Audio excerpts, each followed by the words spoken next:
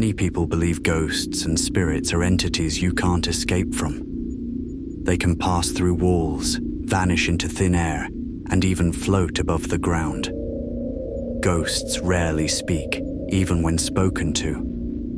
And when they do appear in human form, they often wear old-fashioned clothes. But who or what are they? Where do they come from? And more importantly, what do they want from us?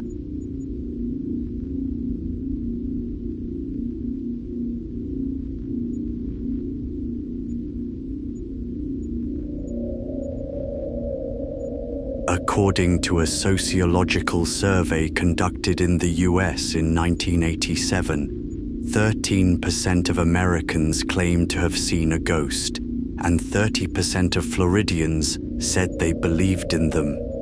A nationwide study by the University of Chicago showed that 42% of Americans had communicated with someone who had already passed away. Among widows and widowers, that number rose to 60%.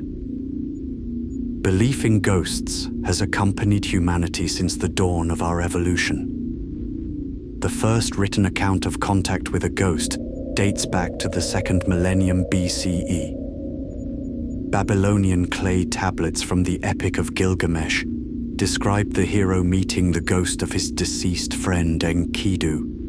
Even the Romans, conquerors of half the world, feared ghosts and held rituals to appease them.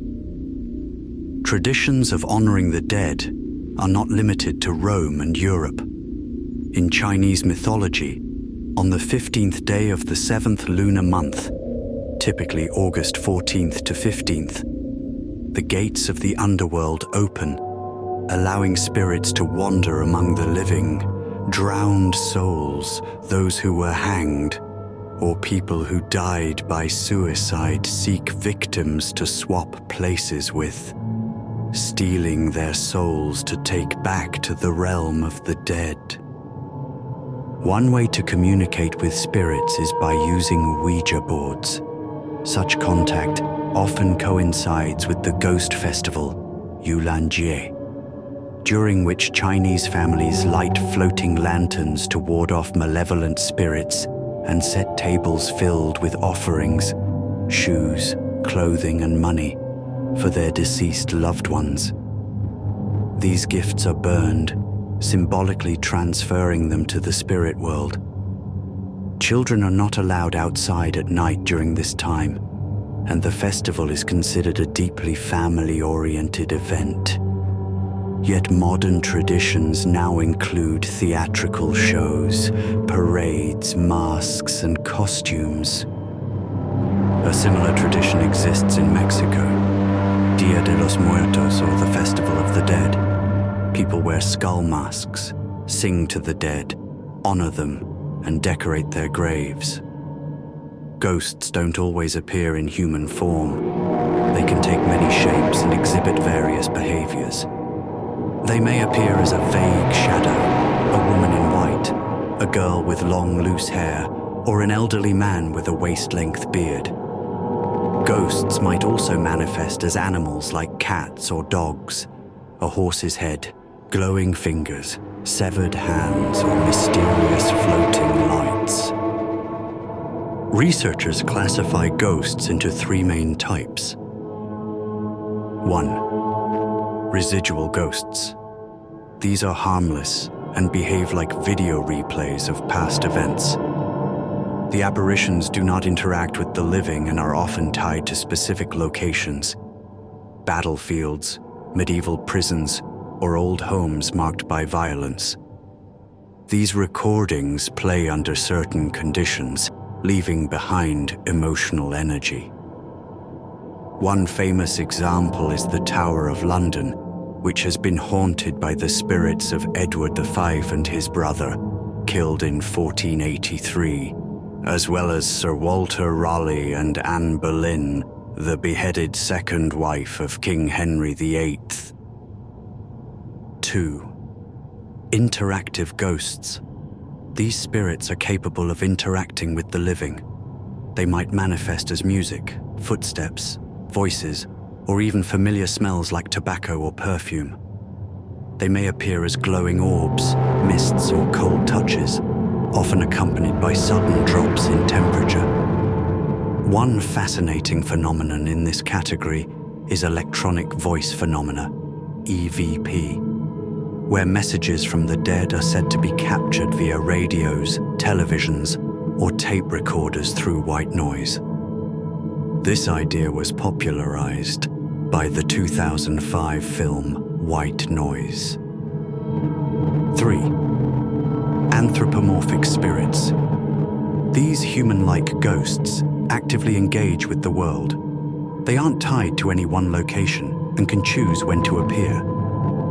Classic depictions include semi-transparent white figures, but there are also accounts of black, shadow-like ghosts.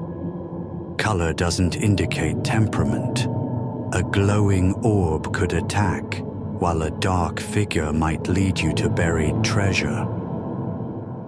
A special subcategory is the doppelganger, your ghostly double that appears as an omen. Ghosts are unaffected by light, visible both day and night, and often disappear when looked at directly, visible only through peripheral vision. While the most common belief is that ghosts are spirits of the deceased, some suggest they might be higher beings or travelers from other dimensions. Religion introduces further questions. If ghosts are souls, how do we explain ghost animals or haunted objects like the infamous ghost ship, the Flying Dutchman? Ghosts can pass through walls and are immune to weapons. It seems they can control their visibility, showing themselves only when they choose. But why do ghosts return to the living world? Rather than asking why they come, perhaps we should ask why they stay. Some say a sinful soul is trapped, unable to move on until it has atoned. Others believe ghosts return to warn loved ones, take revenge, or complete unfinished business. Sometimes they remain out of love, unwilling to leave those they cared about behind. Whatever their reason, a ghost's visit is rarely a cheerful one. Now, here is a little story I want to tell you. They say if you hear 3 knocks at midnight, you should never answer. It was a cold October night when Sarah first heard it.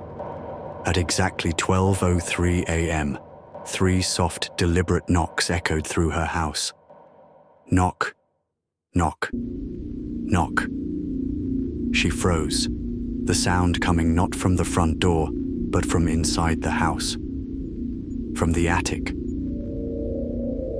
Sarah lived alone, or at least she thought she did. The next night it happened again. Same time. Same slow, heavy knocks. But this time they were louder, closer. It sounded like someone was knocking from behind the walls. Sarah asked the landlord about it. He shifted uncomfortably and muttered something about the house being old, about noises at night. But his eyes told another story. By the 3rd night, Sarah could barely sleep. She sat awake, waiting. At 12:03 exactly, the room grew icy cold. The lights flickered. Then, knock, knock, knock. This time, it came from the closet. Trembling, she approached. The door creaked open, empty. But carved deep into the wood on the inside of the door were 3 words. Let me in. Sarah fled the house that night. When the police came to investigate, they found no signs of forced entry. But in the attic, covered in decades of dust, they found an old, forgotten diary. It belonged to a woman who had lived there a century ago.